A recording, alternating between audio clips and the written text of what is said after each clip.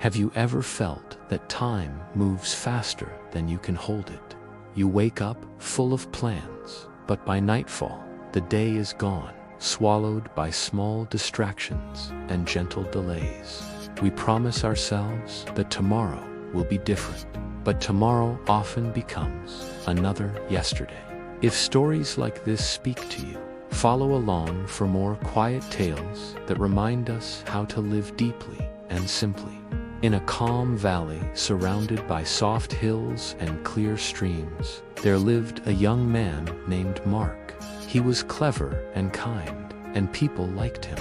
But Mark had one silent weakness. He didn't know the worth of time. He always dreamed of doing great things, but dreams alone are light winds that vanish if you never move your feet. Each morning, Mark woke up late and said, "I'll start after breakfast." "After breakfast," he said. "Maybe after I rest a little." When the sun began to fall behind the hills, he whispered, "Tomorrow will be a better day." But tomorrow never changed. It always looked like yesterday. Days turned into weeks, and the fire inside him began to fade.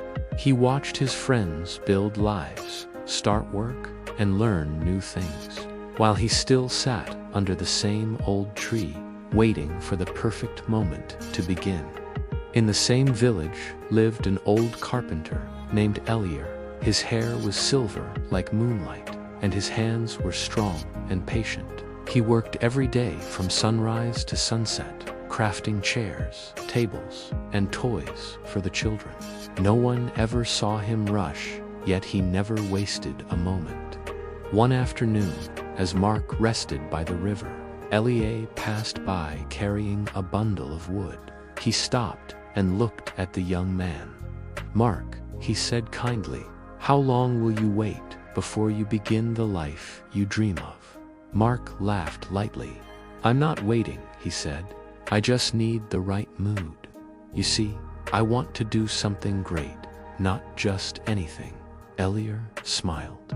"And what if greatness only comes to those who begin with small things?" Mark looked down, unsure how to answer. The old man said, "Come to my workshop tomorrow at sunrise. There's something I wish to show you." The next morning, the mist still hugged the valley when Mark arrived. Elier was already at work. The sound of his hammer echoed like a slow heartbeat, steady, calm, alive. "Here," Elier said, handing Mark a rough piece of wood and a small knife. "Carve this into something useful, anything you like. But you must not stop until the sun touches that far hill." Mark nodded. He started eagerly, but soon his hands grew tired. He looked around at the birds, the sky, the road. He took a break, then another.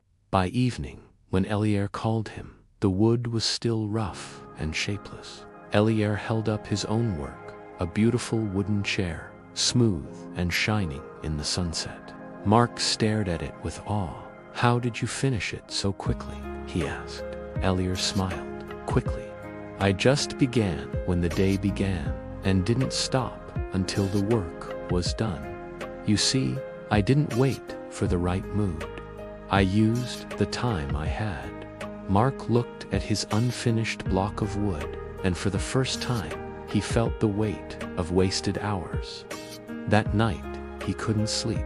He listened to the soft wind outside his window and thought about all the days he had lost, not to pain or failure, but to hesitation. He realized time had never been his enemy. He had simply never been its friend. Before dawn, Mark rose quietly. The stars were still fading when he sat at his table, took up the same block of wood, and began to carve. His strokes were clumsy, but they were steady. Each morning, he rose with the light, and each night, he rested with peace in his heart. Days passed, then weeks. The wood slowly began to change under his effort, under his care. One morning, Elier visited and found Mark working silently, covered in sawdust.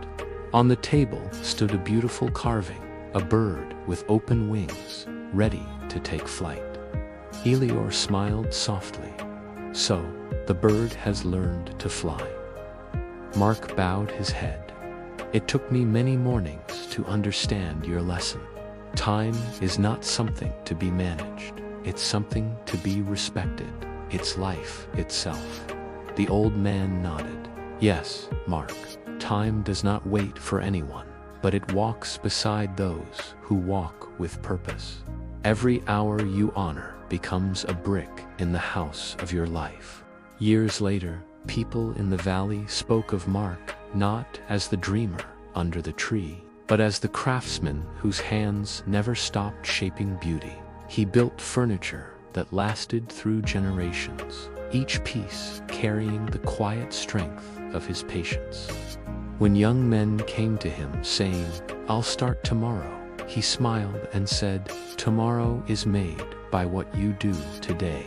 One evening, as the sun melted into gold and the sky turned soft with twilight, Mark sat outside his workshop. He watched the light fade gently over the hills and whispered, "I once thought time was endless. Now I see it is a river that flows only once through my hands. I will never let it pass without purpose again." If this story touched your heart, remember, time is not a thing to be spent, but a gift to be lived. Every morning you wake is a chance to begin again. So value your hours, your effort, and your dreams. Stay well, stay peaceful, and I'll see you again in the next story.